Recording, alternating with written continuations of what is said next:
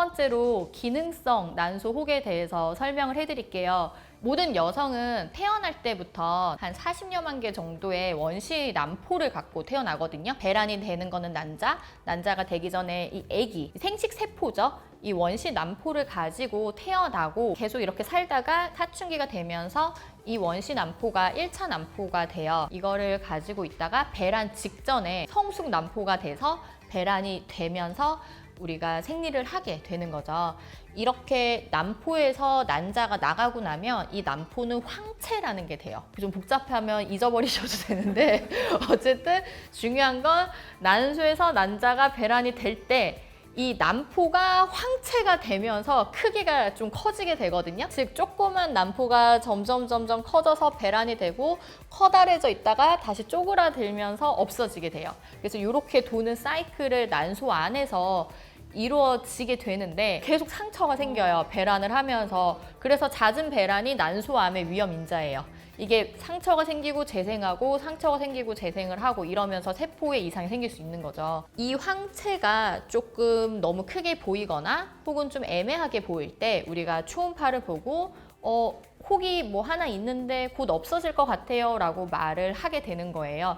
이 혹은 보통 크기가 한 3cm, 4cm 정도로 초음파에서 측정이 되거든요. 간혹 이 황체 안에 피가 고이는 경우가 있어요.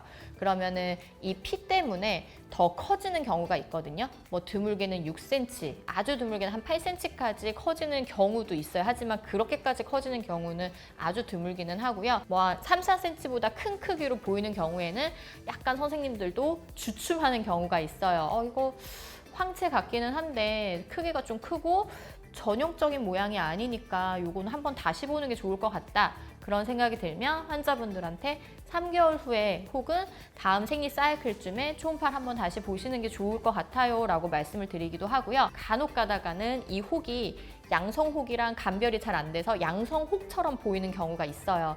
그런 경우에는 조금 애매해요. 꼭 3개월 후에 초음파 다시 한번 보세요. 이렇게 말씀을 드리기도 합니다.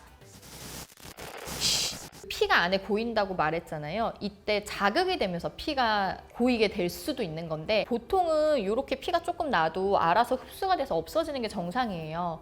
그런데 간혹 이 상태에 외부에서 자극이 들어오면 터지게 됩니다. 즉 난소 밖으로 피가 나오게 돼요. 이 난소 주변에도 혈관이 굉장히 많거든요. 이 혈관이 터지면서 피가 밖으로 나오면서 배 안에 피가 고이게 되는데 혈복강이 생기는 경우가 있어요. 이것을 난소 출혈에 의한 혈복강이라고 진단을 하게 되는데 이 경우에는 배가 갑자기 엄청 아프고요. 심한 경우에는 기절하는 경우도 있어요. 출혈량이 되게 많은 경우에는. 그래서 갑작스러운 통증으로 응급실에 찾아갔더니 헤모글로빈이 막 뚝뚝 떨어져 있고 심한 경우에는 수혈을 하는 경우도 있고요.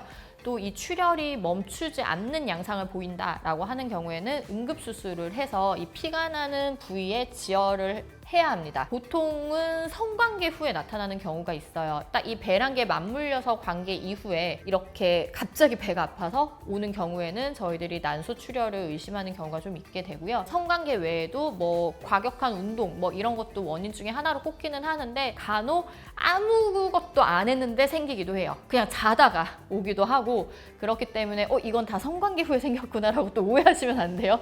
누가 나 혈복가에 너 성관계 이러시면 안 돼요. 오해는 금물이고요. 그럴 수 있다라는 거예요. 이게 또 재밌는 게 난소가 오른쪽 왼쪽 있잖아요. 그런데 오른쪽에 더 많이 생겨요. 왜 그러냐면 왼쪽은 우리가 직장이 이렇게 내려오거든요. 직장이 왼쪽으로 내려서 항문으로 이어져요. 그래서 직장의 보호를 받아서 그러니까 방어막이 있어갖고 왼쪽은 좀 덜 생기고 오른쪽에서 조금 더 흔하게 이런 난소 출혈이 생기게 됩니다.